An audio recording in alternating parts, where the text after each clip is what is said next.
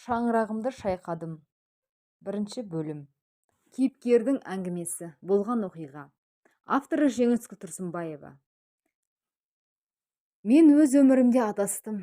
Болмаса ақымақтық жасадым. Өз қыздарыма ана болмадым десем азық етпес. Енді қайта оралар өмір жоқ. Мен жасаған қателікті басқалар жасамасын деп жазып отырмын. Үлгі алар түгім жоқ. Сонда да қателік жасамауға сабақ алар жан бар шығар дегім келеді. Күйеуім жалғаспен керемет махаббат болып бас қостық. Ауылда ата-анаммен тұрып келін болдым. Әншейіндегі күйбең өмірмен тіршілігімізді жасап жүре берер ме едік? Қайта құру басталып, дүние астан кестең болып, жұмыс жоқ, бар болса ақша жоқ, ел-жұрт жан-жаққа тентіреп, біз де екі қызымызды ауылға тастап, Алматыны жағалап келдік. Таныс тамырлардың үйінде бірер күннен тұрып, ол бейшаралар да жалдамалы пәтерде болғандықтан ұзаққа қалдыра алмайды. Осылай 2 ай өткердік. Жолдасым жалғас барахолканы жағалап, қандай жұмыс кезігеді, соны істеп жүрді. Негізгі мамандығы құрылысшы, қызыл дипломы сандықта жатыр. Архитектуралық институтты тамамдаған. Мен болсам, мектепті ғана аяқтап оқымадым. Оған мүмкіндік те болмады. Білімсіз болғандықтан кафелерге барып, телміріп, төбе-төбе ыдыс жуып, берген 200 теңгеге мәз болып, 18 теңгеге нан алып, 50 теңгеге рама майын алсам, келесі күні макаронымды, екінші күні күрішті алып жүрдім. Бізде пәтерге шығайық, дос-жаранға сүйкімсіз болып кеттік деп келісіп, бөлме дегенге келмейтін, тар, іші ылғал тартып тұрған, жарығы жоқ, суы жоқ, күрке таптық. Айына 3000 теңге төлеп жалдадық. Тамақ жасар не газымыз жоқ. Сырттан бірдеңе жеп, бір апта тек қонуға келіп жүрдік. Жастық екен ғой. Бір-біріміздің құшағымызға кіріп не жамылғыш жоқ, не төсеніш жоқ. Сүйісіп кеткенімізді қайтесің? Не деген жанып тұрған махаббат. Ортасы түсіп кеткен ескі диванға жатамыз. Түнде кішкене жегенге бәліш, болмаса тәтті нан алам. Тиындарымды үнемдеп жинаймыз. Жалғас азын аулақ ақша тауып келіп, алдымен 1 литрлік термос алдым. Күн суытып келеді. Жұмыстан шай қайнатып құйып алып, ең құрығанда жұмысқа шыққанда таңертең ыстық шай ішіп жүрдік. Қалған ақшаны қожайынға беріп, 1 айдың қарызынан құтылдық. Кешке сөздің шыны керек. Ұрлап алған бір жапырақ кейде котлет, кейде тауықтың саны, кейде 2-3 тал мантымды тығып, қойныма салып, термосымды көтеріп әкелем. Жалғас болса, бірде әжептәуір ақша тапса, кейде түк таппай түңіліп келетін. Мен әкелген тамақты жеп қисаятын. Қабағы ашылмай қалса, исім шығып, жиған ақшамызды көрсетіп, жаным, аз шыдашы, қара, қанша ақша болды, 5000 болды дедім. Ол басын көтеріп, о, кемпрушка, 5000 жинапсың ғой, молодец, деп бетімнен, ернімнен сүйеді. Сол жылулыққа балқып, жаным рахаттанады. Жаным, бағана жігіттер айтты, бір жерге барып жұмыс жасаймыз, жақсы төлейді деді, деп құшақтап қояды. Екеумізді жүдеп кеткенбіз.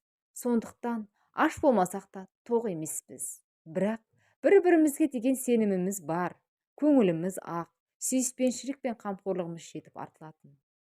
Жалғаста менің қас қабағымды аңдып, тілімі шыққан қолыма крем әкеліп жағып беріп, кейде бір стакан шемішке сатып әкеліп, көзіме күлімдеп қарап, уысыма құятын.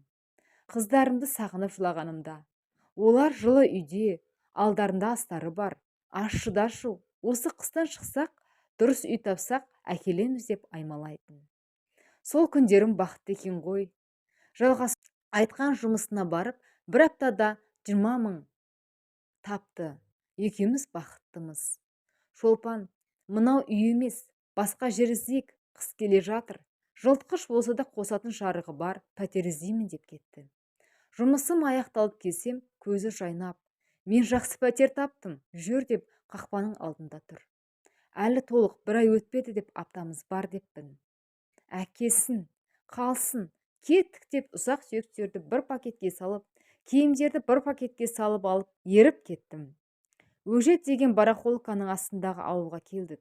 Келген жеріміз үлкен, 5 бөлмелі үйдің 1 бөлмесі екен. Басқа бөлмелерінде біз сияқты қаңғандар тұрады екен. Бұл бөлме хан сарайындай көрінді. Есіктен кіргенде кішігірім шкаф, қасында бір орындығы мен үстел, жерде ескі жыртық палаш жатыр. Кең терезе, жып-жылы. Қуанып кеттім. Ылғал тартқан ана бөлмеде үстіміз көк сасып 2 ай тұрдық қой. Бұл оның қасында ойпырмай үй ғой. Төсек жоқ екен, бір ғана орындық дедім, сәл ренжіп. Жаным, табам, саспа. Ана бөлмеде не рахаттанып жатып едік деп жалғас құшақтап қояды. Рас, ол бөлмеде шешінбейтін бізде, қиынмен қисаятынбыз. Көрші апайдан сыпыртқы, еден жуатын шүперек алып, мен бөлмені сүртіп жуып реттеп жүрмін. Кеш батқанда жалғас келді. Үлкен бірдеңе көтеріп, қасында дос баласы бар. 2 кісілік төсектің матрасы екен. Бүп-бүтін, сырты кірлеу, бұрышқа тастап, қоқыстан әкелгенін кейін айтты. Міне төсек, досым берді деп үстіне жата кеттім. Бір аяғы жоқ орындық әкеліпті. Басқа бір орындықтың бөлек аяғын соған қағып. Міне, орындық. Ертең базардан көрпе жастық, ыдыс аяқ аламыз деп мені көтеріп алды. Мен де бақыттымын. Осы бөлмеде 8 ай тұрдық. Мен аспазшыға көмекші болдым. Жалғас құрылысшы болып, бір шама ақша жинадық. Бір рет ауылға барып, отын суларын алып беріп, қыздарыма киімдерін алып беріп қайттық. Жалғас кейде жұмыссыз болып қалатындықтан қыздарымызды әкеле алмадық. Әкелсек, мен үйде отырып қаламын. Сендер үй алғанша қыздар осында болсын, жаудың қолында емес деп ата-енем де жібермеді. Ауыл күннен күнге тозып барады. Жұмыссыздар көп, ащы суға сенгендер тіпті әр үйде бар. Қалаларыңа барыңдар, жағдайларыңды жасаңдар деп ата-енем қуғандай қылып жіберді. Жылап-жылап Алматыға оралдық. Бұл жолы үй аламыз, болмаса жер аламыз деген мақсатпен келдік. Аллам жар болып, тасымыз өрге домалады. Жалғас жақсы құрылыс компаниясына өз мамандығымен орналасты. Қабілеті бар екен, бастықтары елеп ескерді. Ол тұрақты жұмысқа кіріп, мен аспазшы болдым. Уақытылы жалғас айлығын алып жүрді. Мен азын аулақ тамақты шығарып отырдым. Ақшамызды жұмсамай жинап жүрміз. Жаным, бір бөлмелі пәтер жалдап тұрамыз.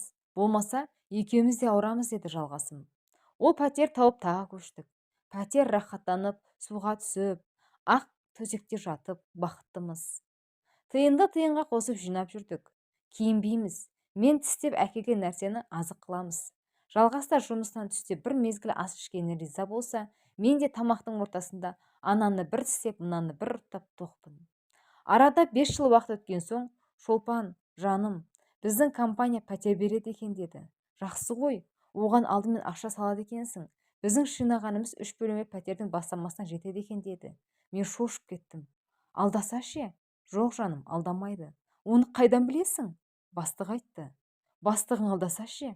Шолпан, ол ақымақ емес қой деп қабағын түйді. Келісіп қорқа-қорқа санап бердім. Жалғас қуанып алып кетті. Араға ай салып 3 бөлмелі пәтерге көшіп бардық. Ай сайын 60 мыңнан төлеуге 15 жылға бөліп берген құжатпен кілтті ұстатты.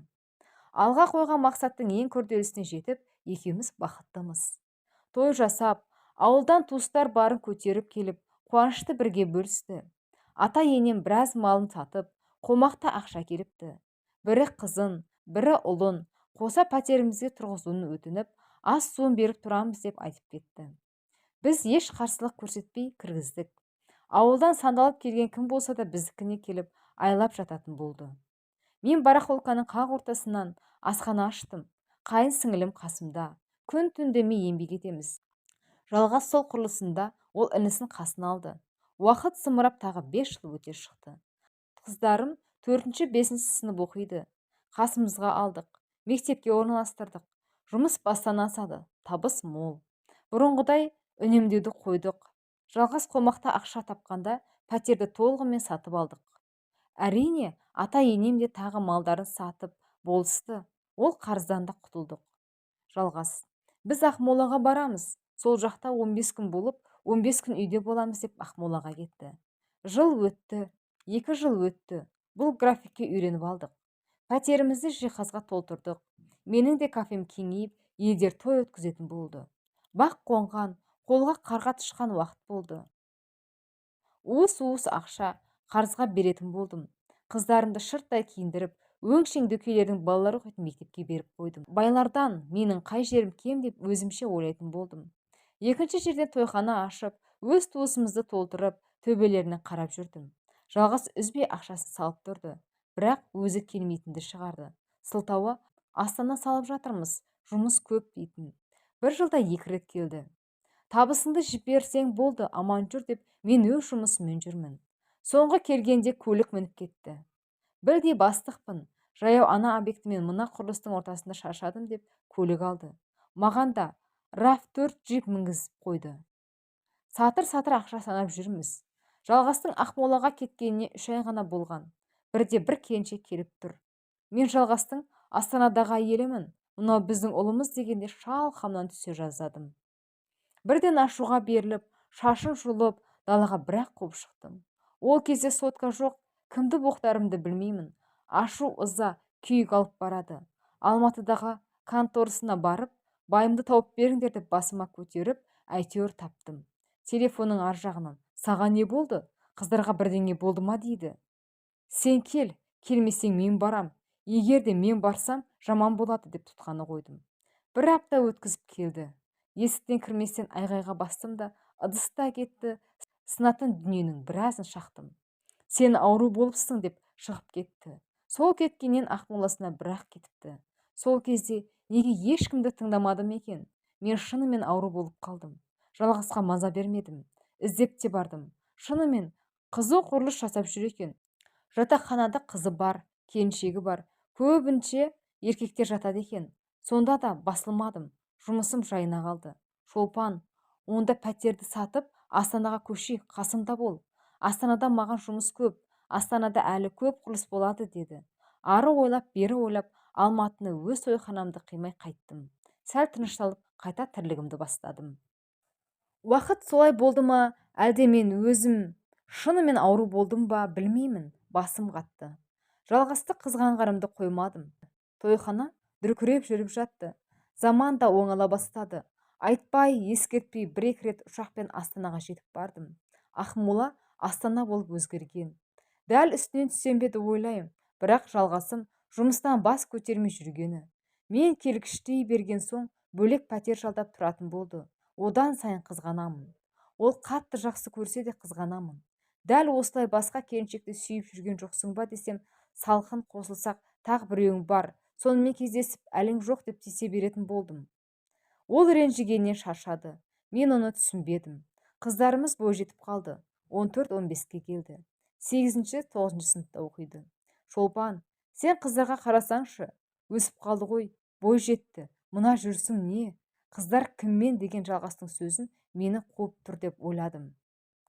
Болған талқан болатынды шығардым. Қыздарың менен маңызды ма? Жүр ғой анау керек, мынау керек деп өмір тоймайды. Тіл қайтарады деймін. Сен ана емессің бе?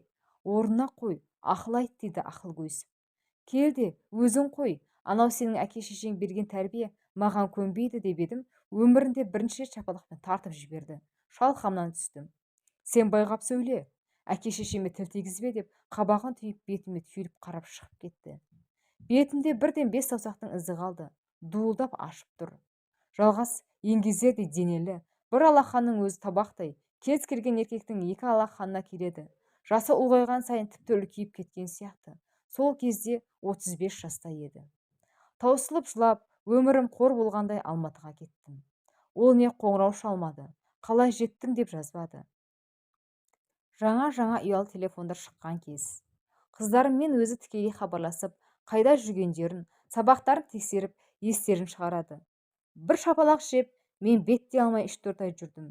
Үлкен қызым 9-ды бітіріп, колледжге тапсырам деген еді, әкесін шақыртты, ол келді.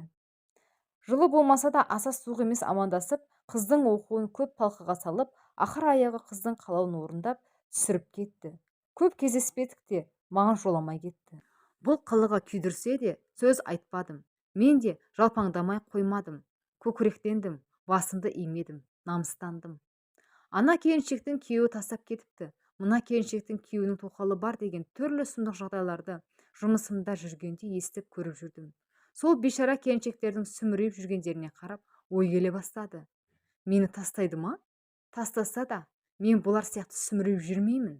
Мен де біреуді табам дейтінмін қайта-қайта. Алам сол сөзіме сынақ болды ма? Жалғас Астанаға кеткен соң бір айдан кейін жақын досының әйелі маған келіп, Шолпан, менен серік сұрады. Шолпанмен жалғасқан не болған деп отыр. Бізге не болыпты? Серік айтады, ана жақта жалғас бұзылып жүр, бір келіншекпен тұрады дейді. Сендер не ажассыңдар ма? Дегенде төбемнен тас түскендей болды. Анау келіншекке не айтарымды білмей, бозарып отырып қалыппын. Шолпан, сен ренжімеші, мен сені біледі деп ойладым деп орнынан тұрып, жақсы мен кеттім деп зытты. Ашумен қанша ыдыс шаққанымды білмеймін. Тойхананың бәрін төңкердім. Өкіріп жылап, жер тептім. Жұмысшылар жүгіріп келіп шошып тұр. Бір құдашақ қыз бар еді. Сол ғана құшақтап алып, тыныштандырып үйіме ертіп келді. Сонша не болды? Еркек сыртта жүрген соң ондай болады дейді. Жоқ, мен оған көрсетемін деймін тыңдамай. Тыныштал, болды, қыздарыңды ойла дегеніне. Бұл қаншықтар да бір байларын құшақтап кетеді деп долдандым. Бой жеткен соң тілімді алмай жүрген қыздарыма да көңілім қалып жүрген. Уақыттары келгенде олар әрине кетеді. Қазір әлі бала ғой деді құдашам су дәрі беріп жүріп. Бұлар бала емес балшық, бұлар қаншық деп күйіндім. Есімнен ауыстым. Қызғанғаннан не айтып не қойғанымды білмеймін. Айтшы Балжан, менің қай жерім дұрыс емес, Айтшы, түрім қартайды ма, бетім әжімбе деймін. Құдашам болса, біресе су береді, біресе дәрі береді. Сен сұлу келіншексің. Анау келген әйел өтірік айтты деді шырылдап. Жалғасқа қоңырау шалшы. Мә, қоңырау шал деді телефонды беріп. Мен телефонды лақтырып қоңырау шалмадым. Балжан құдашам түнімен қасымда болып, мені басумен болды. Бірақ мен бір сөзін тыңдамадым. Миыма кірген де жоқ. Өйткені Балжан маған ақыл айтатын адам деп ойламадым. Күйеуі алкаш, бала шағасын өзі асырап жүрген бейшара көрдім. Ертеңіне Астанаға бармақшы болып, әуежайға жиналып жүрсем, мықты бір клиентім қоңырау шалып тұр. Алсам, Шолпан Мұратовна, сізге келсем жұмыста жоқсыз деді. Сол әйелді шайтан жетектеп келді деймін. Қазір барам деп тойханама келдім. Алдымнан құшағын жайып қарсы алды. Шолпаша, саған не болды деді. Бетім ісіп, түрден түр жоқ болып тұрғанымды өзім де біліп тұрмын. Ай, проблемы дей салдым. Какие проблемы? Ну-ка, маған айт, сеспе деді. Жоқ деп қипақтадым. Налоговый ма? Жоқ, бәрі дұрыс. Айман Сәбитовна дедім. Мықты жерде отырғанын білем, өзі маған крыша. Сол кезде сондай крышаң болмаса, жұмыс жасау мүмкін емес. Пожарниктер ме? Давай, сен маған айт, бекер жүрміз бе деп дастарханың шетіне отырды. Бұл кісі келгенде бірден дастархан әзірлеу керек екенін жұмыстағы қыздарға үйретіп қойғанмын. Бәрін жөндеп қойыпты. Айман Сәбитовна, менде отбасылық мәселе, жұмысымда бәрі дұрыс дедім. Сен мені бөтен считаешь? Деп түрін бұзып, шалқақтап отыра кетті. Жоқ, сізді әпкемде көрем. Онда неге айтпайсың? Ой, Айман Сәбитовна, сіздің басыңызды ауыртпай-ақ қояйын. Ладно, как хочешь деп дастарханнан дәм алып ренжіп отыр. Айман Сәбитовна, жалғаста көңілдес бар екен деп жылап жібердім. Жылама? Неге жылайсың? Ну и что? Любовница кімде жоқ? Это мода дегенде аузым ашылып қарап қалыппын. Да, елдерде қазір тоқал бар деп маған түйілді. Жылағаным қайда кетті білмеймін. Айманға тесіліп қарап отырмын. Менің күйеуім де 25 жастағы тоқалы бар. Квартира алып беріп тұрғызып қойды. Ол ұл тауып берді деп мақтанғандай тұмсығын аспанға көтеріп. Сіз ше деп тұтығып. Я чо? Я тоже құдайға шүкір. Привлекальная женщинамын деп кеудесін көтеріп, кекірін түзеп, иығын сілкіп қойып, маған қарай еңкейіп. Он гуляет, ты тоже гуляй, тап біреуді, пока молодая. Әлі өзің жассың, өзіңді деп суынан ішті. Менің көзім бақырайып, есуасы адам сияқты болып отырмын. Не оларға басқа қатынға барса түк болмайды, ал біз барсақ, ой, күнә. Нет, байың батты ма күнәға, сен де бірге баттың. Екеуің бірге түсесің тозаққа. Вот так деп даяршыға виноны ашуын өтінді. Бір бокал вино ішіп алдық. Басым айналып отырмын. Шолпана, мен саған үйретемін, көрсетемін. Байың білмейде қалады деп бетімнен сүйіп қояды. Әншейінде басқа адам ақыл айтса, басыма кіріп шықпайтын. Айманның сөзі жағып барады. Бұл Айман маған талай тауды қопарған, мықты беделді келіншек болып көрінеді. Қош айтысып, миымды олап жөніне кетті. Айман неге келгенде айтпады. Тек кетерінде. жүгірме байыңның артынан, ит болып өзі келеді, давай, өзіңмен займись деді. Сонымен Астанаға да бармадым. Жұмысымда қалдым. Бірақ жұмыс жасамаймын. Бірден сән салонына бардым. Шашымды кесіп, бояп, тырнақтарымды жөндеп, бетімді тазалаттым. Ертеңіне дүкендер аралап киім-кешек, ұсақ-түйек, косметика, сөмке дегендерді алдым. Квартирама келдім. Үлкен қыз жоқ. Кіші қыз қолында темекі, балконда тұр екен. Мені күтпеген. Шашына шап беріп сүйреп, бөлмеге кіргізіп, шапалақпен екі салдым. Бетін ұстап ұзынан түсті. Шашына қайта жабыстым. Сен темекі тартасың ба, а? Темекі тартасың ба, қаншық деймін. Мама, басқа тартпаймын дегеніне қарамай сабап жүрмін. Үлкен қызым келіп араша түсті. Сен қаншық қайдан келдің деп оны да салып жібердім. Екінші рет ұрмақшы болып едім, үлкен қызым мені итеріп кеп жіберді. Шалқақтап бар диванға отырып қалдым. Саған не көрінді деп төніп келіп айғайлады. Дене бітімімен әкесіне ұқсаған ірі еді. Сасқалақтап қалдым. Кіші қызым жылап орнынан тұрып әпкесін құшақтады. Мен ендігі әрі темекі ұстамаймын деп мұрнынан қаны ағып жылап тұр. Үлкен қызым құшақтап жуынатын бөлмеге ертіп кетті. Қаным басыма шауып, мең-зең болып отырмын. Телефон шыр ете қалды. Алло дедім қатал дауыспен. Ойбай, тағы не болып қалды деген Айманның даусынан ұялғандай болдым. Айман Сәбитовна, сіз? Сәбитовна, кешіріңізші. Сіз екеніңізді білмей қалдым дедім. Қолың бос па? Иә, бос дедім. Екі қыз жатын бөлмеге өтіп бара жатқанын көріп. Осы жерге келе аласың ба? Жақсы барам деп әкелген киімдерімнің бірін кидім де шығып кеттім. Жалғасы бар.